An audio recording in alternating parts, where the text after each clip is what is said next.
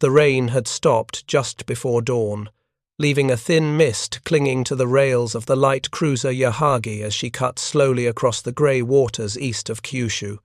It was the middle of January in 1945, and the sea smelled of cold iron and distant storms. On the forward deck, Lieutenant Commander Masaru Hori squinted toward the horizon where the sky should have been empty. His night watch had ended an hour earlier, yet he remained on deck, unable to shake the sensation that the ocean itself had grown heavier these past months, as though something vast and unseen pressed down upon it. Before we jump back in, tell us where you're tuning in from, and if this story touches you, make sure you're subscribed, because tomorrow I've saved something extra special for you. The lookouts reported faint glows to the east blurs of orange light rising above the horizon line. At first, Hori assumed it was lightning beyond the curvature of the sea, but lightning was momentary and irregular. These were steady patches of illumination, pulsing softly, identical in colour and duration. The officers debated quietly. No one spoke the words aloud. Not yet, but everyone had seen such lights before. Before them, somewhere still hidden by the curve of the world, steamed the American fast carrier task forces. They were close enough that their night flight operations sorties launched and recovered hours before sunrise, through reflections into the winter sky. By 1942, when Hori had served on the carrier Junyo, the appearance of a single American carrier had been enough to trigger a fleet-wide alarm. Now, on this quiet January morning, no one needed reconnaissance aircraft, wireless intercepts, or intelligence summaries to know the truth. The sky itself was telling them. It glowed like a distant city. The bridge officer stepped beside Hori. 3 carriers, he muttered, repeating the latest figure circulated through the fleet. That is what they say. 3 in the area. His tone suggested disbelief less at the number itself, and more at the implication that it could be so low. Rumours had been swirling through the combined fleet headquarters that American losses in the previous months had forced them to scale back operations. 3 carriers seemed possible, maybe even hopeful. Hori remained quiet. He had spent too many nights since the Mariana campaign watching the sky glow in this same way. Too many nights listening to the thrum of American engines long before the ships themselves were visible.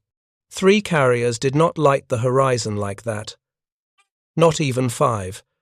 Certainly not when spread out across picket screens, destroyer screens, cruiser escorts, and replenishment groups. The light he saw was the product of flight decks being used in sequence, catapults cycling continuously, lanterns and signal lamps flashing across dozens of hulls. He had seen the Americans in the Philippine Sea, in what the newspapers in Tokyo called the Sea of Destiny. He had seen the size of their formations, and he had counted far more than 3. Behind him, the ship vibrated as the engines adjusted course. The Yahagi's narrow hull carried the tremor like a spine. Somewhere below, men were stepping into their morning routines, rubbing frost from metal fittings, reheating the rice ration, tightening the bolts, securing the anti-aircraft guns that had been patched and repatched through more months of combat than they had ever been designed for. It was all routine, and yet something in the air felt different. A tightening. An awareness. The horizon brightened again. Another pulse. Steady. Enormous. Inhuman. The central question of Hori's war pressed upon him with newfound weight. When had they lost? Was it at Midway? At the Solomons? At the Philippine Sea? Or had the defeat been sealed even earlier, in the factories and shipyards that none of them had ever seen? The answer, he suspected, lay somewhere far from this cold sea, in the months and years when Japan believed it understood the limits of American strength. He remembered the confidence of 1942, the absolute certainty with which the Naval Ministry had assured the fleet that the Americans possessed no more than a handful of operational carriers, that the United States could not possibly replace them faster than Japan could sink them. That estimate, 3 American carriers in the Pacific, had been repeated so often it had become something like scripture. That figure was still being repeated now. Yet the sky disagreed. Hori lowered the binoculars. The glow on the horizon stretched too far, an almost continuous band of faint light, as though the ocean itself were lined with floating cities. 20 carriers? More than 20? He could not know. He only knew that whatever the official reports claimed, whatever the staff officers wanted to believe, the world ahead of them had changed. It had changed in ways that Japan had not seen coming, in ways that no doctrine or tradition had prepared them to face. He turned away from the railing and walked toward the bridge hatch. The officers inside were already discussing morning drills and anti-aircraft readiness, repeating procedures that had become ritual. Yet beneath their voices ran a quiet tension. They had all seen the same glow. None of them spoke of it. None of them needed to. The truth hung in the air like the mist. The Americans were not operating 3 carriers. They were operating something closer to a fleet of fleets, a concentration of power so vast it defied the arithmetic the Japanese Navy had trusted for decades. To understand what had led to this moment, to understand why men like Hori now stared across the sea with an unease that edged into fatalism, one must look back to the years when the opposite had been true, when the Imperial Navy believed itself the master of carrier warfare. In the calm winter of 1942, the Japanese Navy had stood at what it believed was the height of its influence. Its carrier force, the product of 2 decades of experimentation, modification, and combat refinement, was regarded as the most modern and effective in the world. The carriers themselves, Akagi, Kaga, Soryu, Hiryu, Shokaku, Zuikaku, were spoken of in the fleet with reverence. They were the weapons that had struck Pearl Harbor, that had swept across the Pacific in a storm of victories, that had outmaneuvered and outfought every opponent placed in their path. Pilots trained under unforgiving standards that demanded precision bordering on perfection. Deck crews practiced refueling, rearming, and turning aircraft with a speed and coordination unrivaled by any other navy. The Japanese doctrine of concentrated carrier strike groups, massed carriers operating under a unified command, was a revolutionary concept, decades ahead of its time. Japan believed it understood carrier warfare better than any nation alive, and for a moment the belief had been justified. The American Pacific Fleet in those early months had been a fractured, wounded force. Their carriers were scattered across 2 oceans, their pilots hastily trained, their doctrine untested. American intelligence was still learning how to track Japanese movements, still learning to interpret intercepted transmissions, still learning the language of massed naval aviation. Their factories, in early 1942, had not yet mobilized to full wartime capacity. No one in the Japanese Naval Ministry could imagine the scale of industrial expansion that awaited. The Japanese staff officers, trained in meticulous record-keeping and doctrinal analysis, calculated America's carrier strength by assessing known shipyard capacities, pre-war naval appropriations, and historical construction times. Their calculations seemed solid. They concluded that America possessed at most 3 fully operational fleet carriers available for Pacific operations. It was a number that matched their understanding of American limitations. 3 carriers.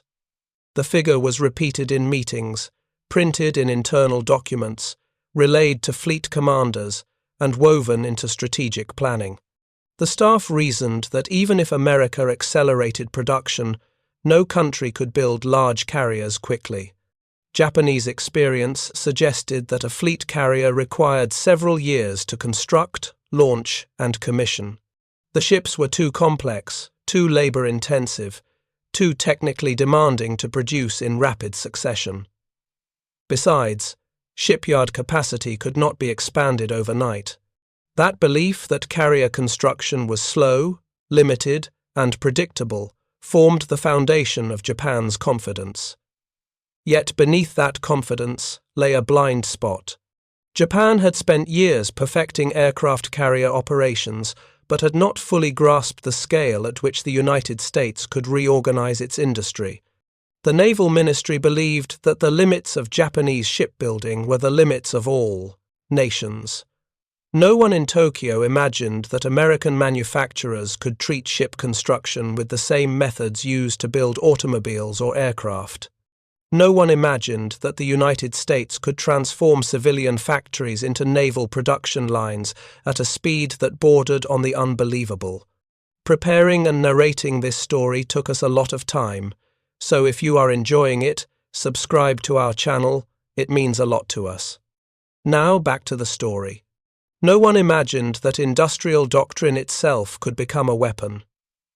The Imperial Navy entered 1942 with the assumption that time moved at the same speed for all nations. That ships took years to build everywhere. That complexity enforced natural limits. That arithmetic favored the combatant already in the field. In war, faith often grows from what people already understand. And what the Japanese Navy understood deeply, fundamentally, was that no country on Earth could build more than a handful of fleet carriers in the span of a few years. That was not propaganda. That was their lived experience. But the United States was not operating on Japanese timelines. While Japanese workers meticulously riveted armor plate and fabricated intricate flight deck structures by hand, American shipyards were quietly shifting toward assembly line production methods. Engineers were rethinking hull fabrication, modular construction, and labor division. Machine tool factories were being repurposed. Women were stepping into industrial roles previously reserved for men. The federal government was coordinating procurement at a level of detail that few nations had ever attempted. And still, in Tokyo, the estimate remained the same. 3 American carriers. 3 ships that could be tracked, countered, and if the opportunity arose, destroyed. This belief shaped decisions that would later become fatal. It shaped the planning for the Coral Sea. It shaped the approach to Midway. It shaped the reassurances passed to commanders in the Solomons. And it shaped the way officers like Masaru Hori had entered the war, convinced that Japan's edge in doctrine and training compensated for any industrial disparity. But belief does not alter steel. It does not change the pace of welding torches in shipyards thousands of miles away, and it does not prevent the world from shifting beneath one's feet. By the time the American fleet revealed its true size first in hints, then in unmistakable force, the gap between Japan's expectations and reality had widened into something unbridgeable. The sky, glowing faintly on that winter morning in 1945, was not an omen. It was the answer to a question the Japanese Navy had been asking since Midway. How many carriers could the United States build? The light said, "More than you ever imagined." The officers aboard the Yahagi continued their routines as if nothing had changed. They did not know the exact number of American carriers steaming toward Japan. They did not know that the estimate of 3 was not only wrong but catastrophically outdated. They only knew that something enormous moved beyond the horizon. And they knew, quietly, that the war had entered a new phase, one where belief, doctrine, and tradition no longer shielded them from the enormity of American strength. Japan entered the war believing it understood the limits of American naval power. The assessments drawn before 1941 had shaped a worldview that seemed logical on paper. The United States possessed industry, yes, but that industry was presumed to move slowly. Japanese planners expected political hesitation, logistical confusion, and divided priorities to dilute American strength. They imagined a window short, but decisive, in which Japan could alter the Pacific balance before the massive American machine could fully mobilize.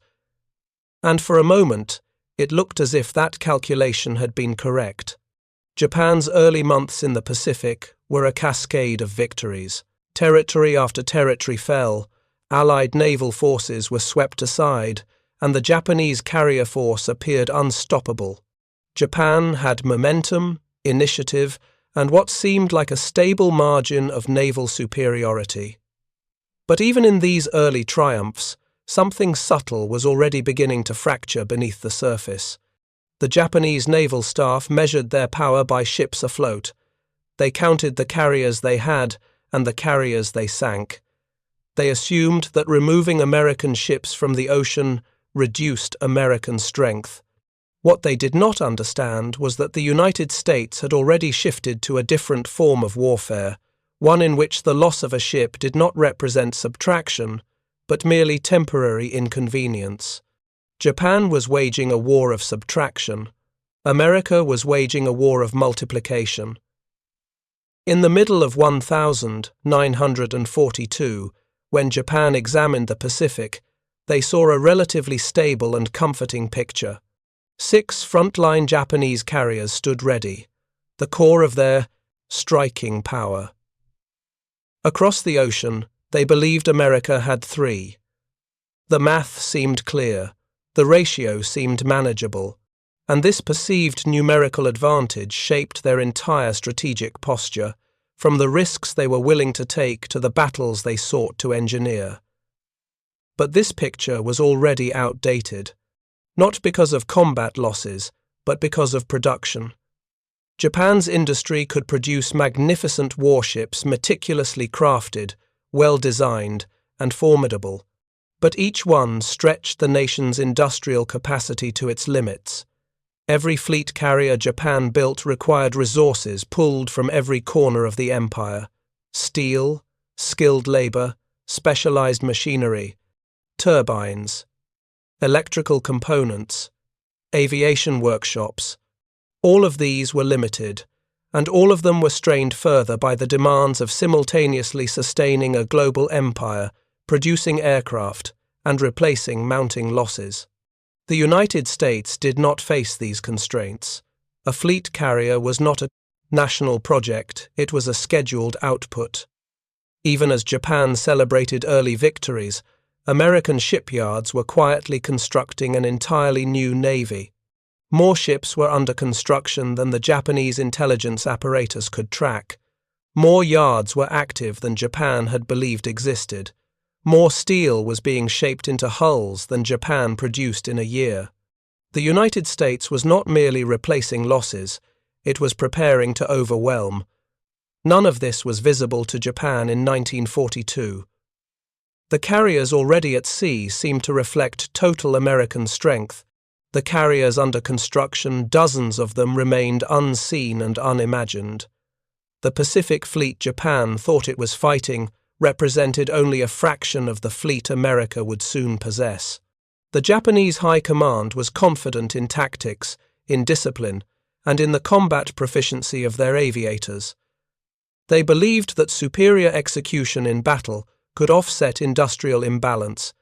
They had fought the Russians, studied the British, and measured the Americans through the lens of earlier decades. But they had never faced an opponent capable of regenerating its naval power faster than battles occurred. Even when Japan inflicted losses, the strategic balance did not move. Even when America absorbed losses, the industrial tide continued to rise. By the end of 1942, Japan was beginning to sense that something was wrong not from battlefield outcomes, but from the frequency with which new American ships seemed to appear. A carrier would be believed sunk, and a new one would arrive in its place. More aircraft, more escorts, more reinforcements. None of it made sense within Japan's pre-war calculations. The Americans were fighting with a fleet Japan could see. They were also building a fleet Japan could not yet imagine. The miscalculation was growing into a crisis. Japan believed it had time, but time was the one resource it never possessed. The Pacific was shifting beneath their feet. The balance Japan believed it controlled was becoming a myth, and the war they thought they understood was beginning to transform into something entirely different. A war no longer decided at sea, but in factories. A war no longer about individual carriers, but about production curves. A war that Japan, by its very structure and scale, could not match. As 1943 opened, the illusion that had carried Japan through the first year of the war began to dissolve. The Japanese High Command still believed they were fighting the same America they had shocked into retreat in 1941, but subtle signs were emerging, signs that the United States was becoming something fundamentally different from the opponent they had imagined. What the Japanese saw on the ocean did not match what they believed America was capable of producing. Ships were appearing faster, aircraft groups were expanding more rapidly, and American logistics began functioning with a precision that did not align with pre-war assessments. Japanese naval officers had expected disorganization. They had predicted indecision. Instead, they encountered an enemy whose industrial rhythm was accelerating month by month, as if a machine had been switched on that could not be turned off. Every American loss seemed temporary, every setback fleeting. Nothing stayed destroyed for long. A ship struck one season, returned, repaired the next. Pilots lost were replaced by new pilots trained in schools Japan could not counter. Squadrons reappeared larger, not smaller. Air groups regenerated at speeds that defied Japanese expectations. Japan still measured progress by battles won. America measured progress by output. And slowly, almost imperceptibly at first, the American presence in the Pacific began to thicken. More tankers, more destroyers, more escort carriers, more repair ships, more floating dry docks, more transports. Each arrival made the American fleet harder to kill. Japan had always believed that decisive engagements defined naval power, but the Americans no longer needed decisive engagements to alter the balance. They simply needed time that Japan was unknowingly giving them. The Japanese naval staff did not miss the growing weight of American forces, they simply misinterpreted it. They attributed the accelerating presence in the Pacific to redeployment from the Atlantic or to the repair of older vessels. They did not realize how many new ships were entering service, nor how many more were approaching completion. Japan believed America was fighting with the fleet of 1,941, supplemented by a few replacements. They did not understand that a completely new fleet was emerging behind it. Logistics began to tell the truth before intelligence reports did. Japanese submarines attacked convoys, expecting lightly protected supply ships, and instead encountered layers of escorts, destroyer escorts, corvettes, anti-submarine aircraft, and small carriers that seemed to accompany every American movement. Pacific no longer looked like a contested ocean. It was beginning to look like a protected American highway. In Japanese naval circles, quiet concerns began circulating. Officers noted the speed with which American task forces recovered after heavy engagements. Air groups that should have taken months to rebuild were back in action within weeks. New destroyers arrived with crews already trained to American wartime standards. Carrier operations became smoother, more coordinated, and larger in scale. American commanders were not merely replacing losses, they were increasing capacity. This was the first psychological shift within the Japanese High Command. A sense of unease, not panic, not yet, but an awareness that something underlying their strategic assumptions might be wrong. They were still confident in victory through decisive combat, but they were no longer confident in the timeline. Japan needed the war to end quickly. America needed the war to last long enough for its production to reach full maturity. Only one side was moving toward its preferred pace. And as 1943 progressed, The Americans grew stronger, faster, than Japan could react. Carrier groups that had once operated alone began appearing in twos, then threes. Japanese reconnaissance struggled to determine how many carriers the Americans actually possessed. Reports contradicted each other. Some sightings suggested more carriers than Japan believed existed. Others indicated new types of ships, faster than expected, with air groups larger than pre-war estimates had predicted. Each report was explained away individually, but together they formed a pattern that Japan could no longer ignore. The Americans were not replacing ships, they were adding them. The ratio that Japan believed it understood was slipping out of its hands. For the first time, senior Japanese naval planners began to entertain a possibility they had dismissed since the beginning of the war. They might not just be fighting better ships or better tactics. They might be fighting a nation, transforming its military power at a rate Japan could not match. And if that were true, then even flawless tactical execution, even victory in individual battles would not guarantee the outcome they needed. The Pacific War was shifting from contest to inevitability. Japan had begun to sense it, but they had not yet understood the full scale of what was coming, nor how quickly America's new fleet would reshape the balance of the entire ocean. By early 1944, the Pacific no longer resembled the ocean Japan believed it would control for years.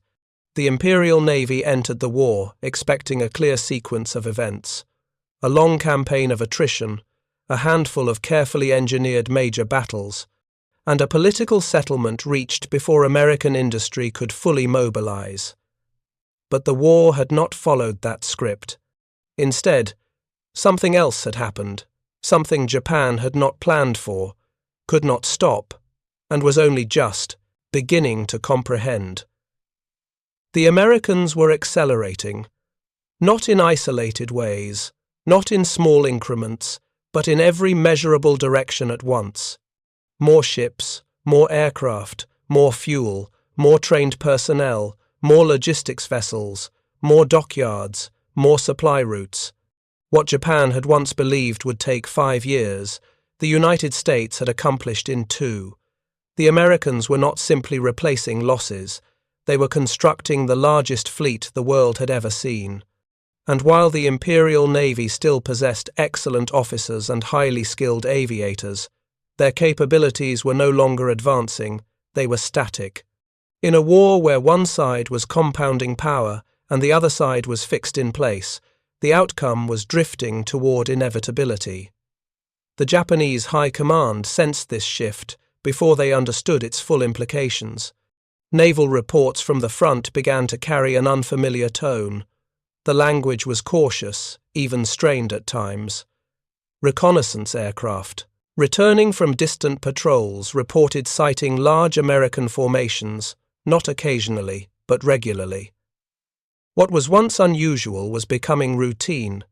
Task forces that had once operated in isolation now sailed in united groups that dwarfed anything naval strategists had prepared for. Carriers accompanied other carriers. Battleships that had been presumed vulnerable to air attack travelled under the umbrella of overwhelming American air power. Destroyer screens seemed endless. Supply convoys that should have been easy prey were wrapped in layers of protective escorts. The Pacific was no longer a chessboard, it was becoming a map covered by American presence. Japan's hope had always been that the United States would tire of the war. They believed the distances were too vast, the logistics too heavy, and the losses too unacceptable for a democratic society to tolerate. But instead of slowing, the Americans were accelerating. Their training pipelines were efficient and improving. Their industrial production was increasing month after month. And most critically of all, the Americans were learning. They were absorbing lessons from each engagement and applying them across fleets that were multiplying in size. The Imperial Navy had hoped to maintain superiority through experience and elite skill. But experience is only an advantage when the enemy cannot replace the loss of trained personnel. America not only replaced, it surpassed. Pilots returned to battlefields with new tactics, new planes, and new technology. Radar became more advanced. Fighter direction improved dramatically. Carrier operations reached levels of coordination Japan had never considered possible. And behind every individual improvement was an industrial system capable of turning knowledge into mass-produced capability. The Japanese admirals recognized the change when they began receiving reports that American carriers were launching air groups larger than entire Japanese land-based formations. They noticed it when new American carrier types appeared before intelligence had time to assess their specifications. They noticed it when the Americans began converting fleet carriers, light carriers, and escort carriers into a single operational network rather than separate categories of ships. Japan had always prized specialization. America embraced scale. This transformation reached its visible breaking point when Japan realized how fast the Americans could assemble a strike group. The Kido Butai had once been the most formidable formation of naval aviation on Earth. Its synchronized launches at Pearl Harbor represented the peak of carrier coordination, but by 1944, the Americans were launching waves that exceeded the size of the entire force Japan had sent across the Pacific in 1941. The Imperial Navy had once believed itself unmatched. Now it was discovering that it had been overtaken. These shifts might have been survivable if Japan had possessed the industrial base to adapt. But every attempt to strengthen or replace its fleet encountered the same wall. Shortages, steel shortages, fuel shortages, aluminum shortages, machine tool shortages, skilled labor shortages. The empire simply could not produce what it needed to maintain a modern naval force. Japan could not build new carriers fast enough. It could not produce aircraft in the required quantities. It could not train pilots quickly enough to replenish its losses. It could not expand its infrastructure to sustain long campaigns. And it could not reverse these limitations because the very resources required to fix them had already been committed to the war effort. Japan was trapped in a strategic paradox. To build more ships, it needed materials that no longer existed. To train more aviators, it needed fuel that was already scarce. To protect supply routes, it needed more ships than it could construct. And to obtain the resources required to solve these problems, it needed to win battles that required the very capabilities it lacked. It was a loop that had no solution. Psychologically, this was the point where Japan's most senior naval officers began to understand that they were fighting a war that no longer aligned with their assumptions. The early hopes that America could be forced into negotiation were evaporating. The expectations that Japan could maintain superiority through tactical excellence were collapsing, and the belief that limited losses could be absorbed was proving false. Battles that Japan once considered manageable were becoming catastrophic because the losses could no longer be replaced. This shift was not only visible in combat reports but also in the tone of internal memos and staff discussions. Japanese commanders spoke of persistent American pressure, unending waves, and continuous replacement. They noted that American formations seemed to appear where none had been expected. A carrier group lost in one engagement reappeared in force weeks later. A squadron destroyed on one island was rebuilt somewhere else. Every Japanese victory seemed to dissolve into nothingness, and every Japanese defeat carried permanent consequences. American strategy magnified this imbalance. The United States advanced by island hopping, moving from one strategic location to the next, while bypassing Japanese strongholds. In doing so, it forced Japan to defend vast swaths of territory without the ability to concentrate forces.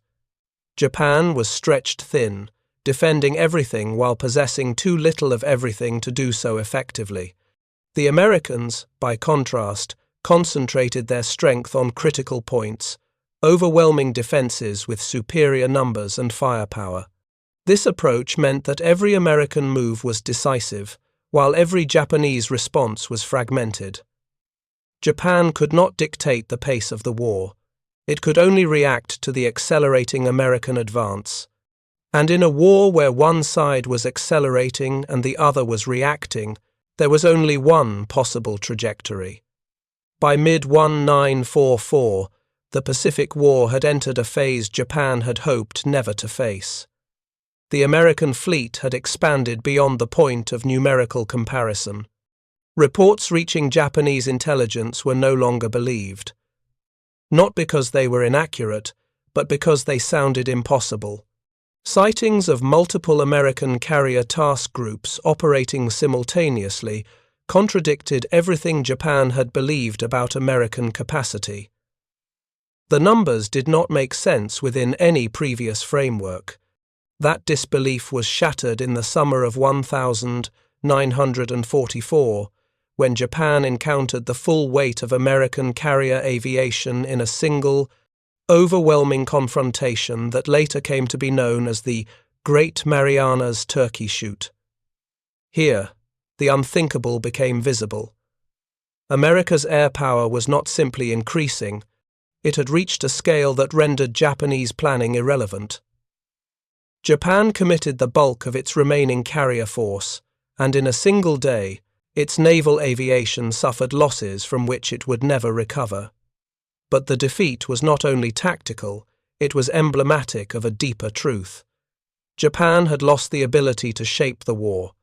The Americans had seized not just numerical superiority, but the initiative. They chose when and where to fight. They dictated the rhythm. And Japan, for all its bravery and discipline, was fighting battles that no longer affected the strategic outcome.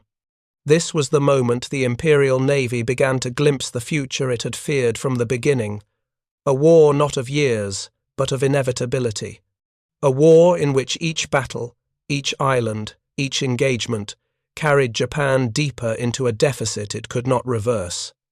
The Pacific was filling with American power.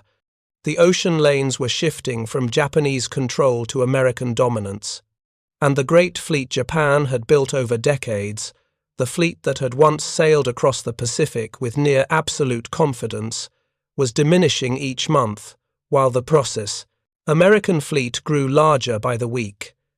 Japan was beginning to understand that the war was no longer one of opportunity or maneuver. It was a war of survival against a force that could replace everything it lost and add far more besides. A war in which every American ship sunk was an inconvenience, and every Japanese ship sunk was a wound that would never fully heal. A war where time itself had become Japan's greatest enemy. The realization was spreading quietly through the naval staff. They had not yet admitted defeat, but for the first time, they were beginning to see it. As the year moved into the late months of 1944, the Japanese Naval Command confronted a truth they had spent years trying to postpone. The reports that crossed their desks no longer offered hope of recovery or of some sudden, decisive reversal. Instead, they painted a picture of an empire fighting with diminishing strength against an opponent that seemed to grow stronger each time it reappeared on the horizon. The scale of American carrier power was no longer a matter of estimates or intelligence summaries. It was visible to every surviving pilot and every lookout stationed on any Japanese ship still capable of sailing. Task groups that had once operated alone now moved in clusters, 3 or 4 carriers to a formation, each with air groups larger than anything the Imperial Navy could hope to assemble. The Japanese sailors who observed these formations saw something entirely new in naval warfare, an enemy with such overwhelming numerical depth that no individual battle could meaningfully reduce its strength. Losses that would have crippled any other fleet barely registered on American operations. A carrier damaged meant 2 carriers took its place. A squadron destroyed meant a newly trained formation arrived within weeks. And behind it all stretched a logistical network so vast that Japan could barely comprehend it. Tankers, repair ships, ammunition vessels, floating dry, docks, and hospital ships followed the American advance like a mobile city. Against that backdrop, Japan's remaining strength began to fracture. Fuel shortages grounded aircraft before they could be used. Battleships capable of enormous firepower remained at anchor because sailings consumed precious supplies the Empire no longer had.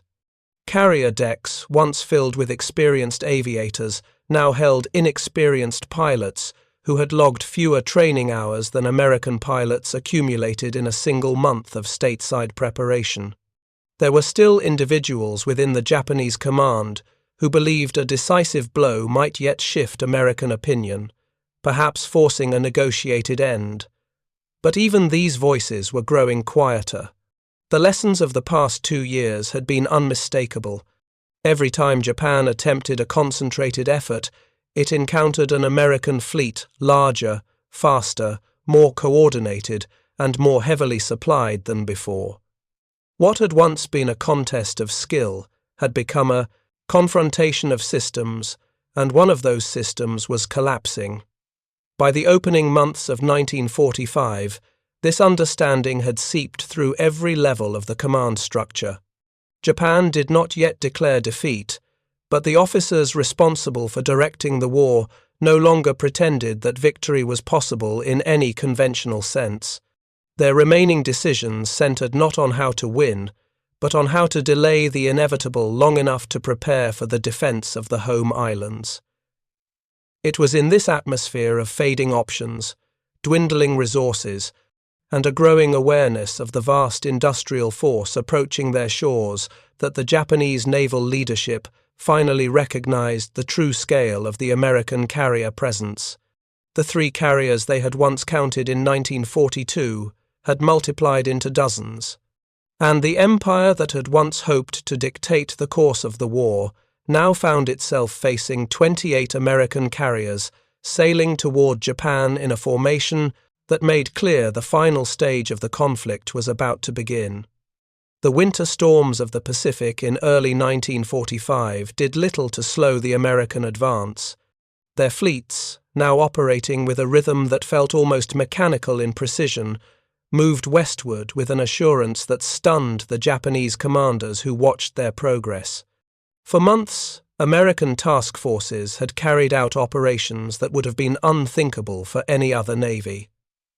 Long-range raids, simultaneous strikes across multiple island groups, and assaults supported by an unbroken chain of supply ships stretching back across thousands of miles of ocean.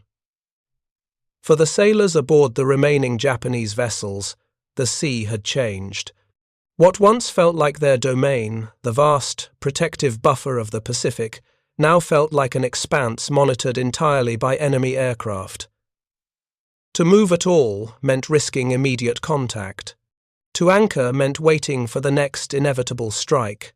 The ocean no longer offered cover, only exposure. Japan still attempted to mount responses. Individual submarines set out from their bases with crews who understood the odds stacked against them. Pilots climbed into cockpits knowing fuel shortages meant they might have only minutes of flight time. Yet, even in these final efforts, the same imbalance defined every encounter. American patrol planes hunted Japanese submarines before they reached open waters. Radar-directed fighters intercepted Japanese aircraft long before they neared their targets. The technological gap had widened far beyond what Japan could bridge, and every sortie cost them resources they could not replace. The situation grew even clearer during the battles around the Philippines and later off the coast of Formosa. American carriers no longer feared concentrated Japanese attacks. They operated so widely and with such overlapping coverage that no single strike could weaken their operational tempo.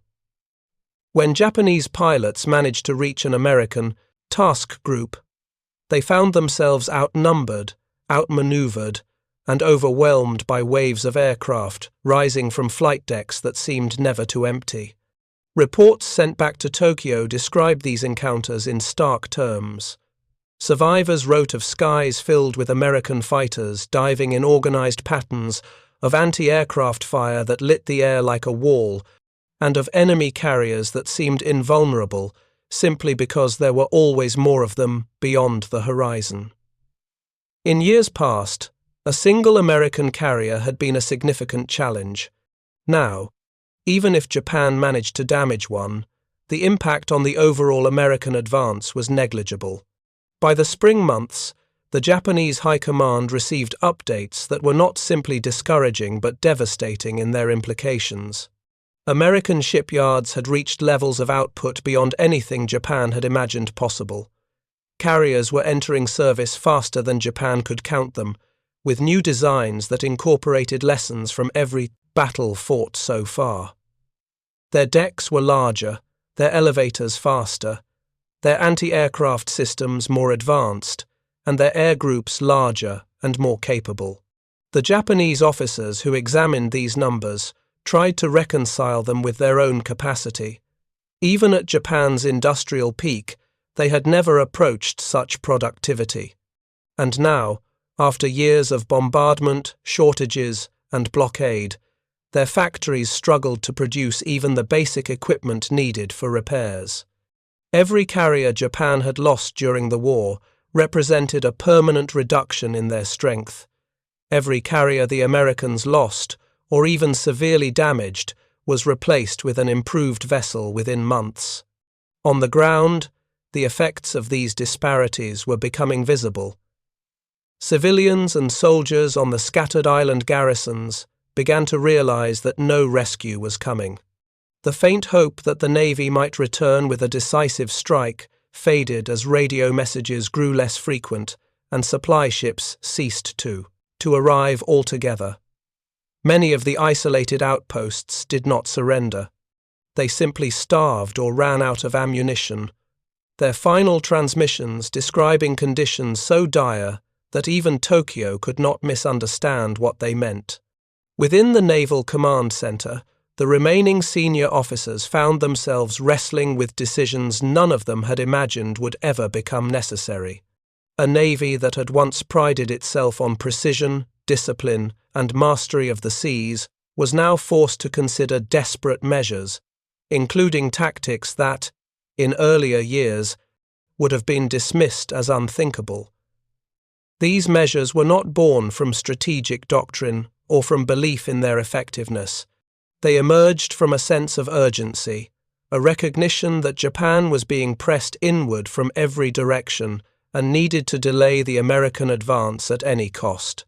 Yet even these extreme strategies faced the same fundamental problem: the overwhelming scale of American industry.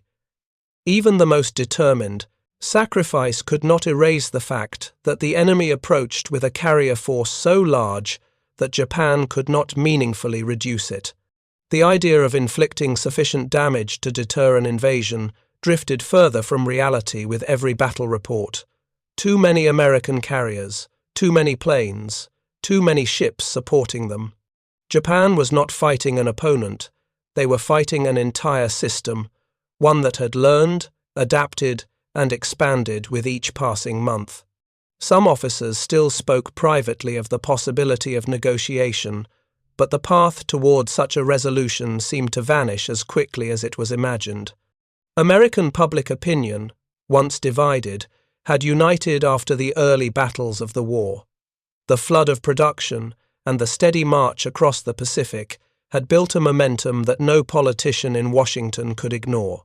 Every mile gained and every carrier launched reinforced the determination to finish the conflict decisively. By mid-year, the Japanese leadership understood that time was no longer on their side. The carriers that had once symbolized Japan's strength now served as a reminder of everything they had lost.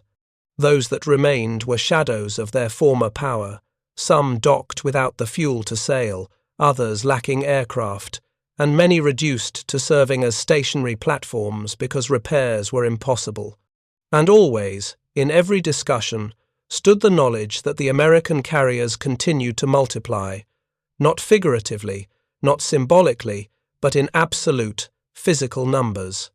They were coming steadily westward, replacing one another, cycling fresh air groups, and preparing for the final operations that would bring them directly to Japan's doorstep. The officers who reviewed the maps and charts understood what that meant. The war that had begun with confidence and ambition had reached a point where the empire now measured its remaining days, not by victories or territories held, but by how long it could delay the arrival of the fleets that were drawing ever closer across the Pacific, the fleets whose size defied comparison and whose momentum now shaped the fate of the entire nation. Up next, you've got two more standout stories right on your screen. If this one hit the mark, you won't want to pass these up. Just click and check them out. And don't forget to subscribe and turn on the notification bell so you don't miss any upload from us.